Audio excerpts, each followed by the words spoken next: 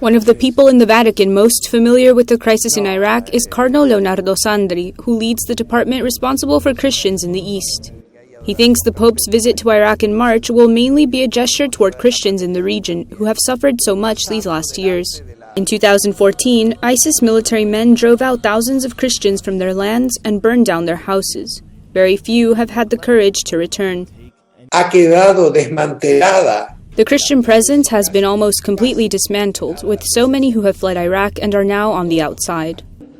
Estimates show that in 2003 there were 1.4 million Christians in Iraq. Now, only about 150,000 remain. Their unique way of the cross began after Saddam Hussein's fall. Their situation became a martyrdom on June 29, 2014, when ISIS announced the creation of the caliphate.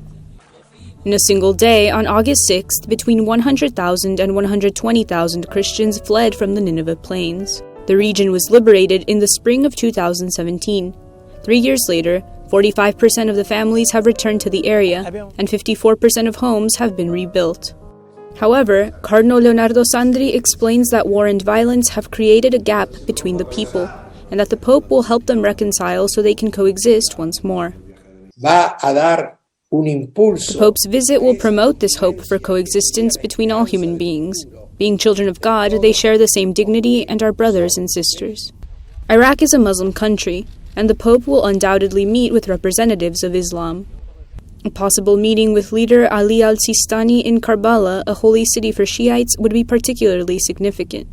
No lo ha excluido el Papa nunca. The Pope has never excluded encounters with Islam and its representatives on any of his trips. In Iraq, home to Shiites and Sunnis, al-Sistani, the great Shiite leader venerated by the faithful, and the holy place of Karbala aren't on the agenda. But we never know until the last minute how this flexible schedule could change closer to the date. Preparations for the trip are in progress.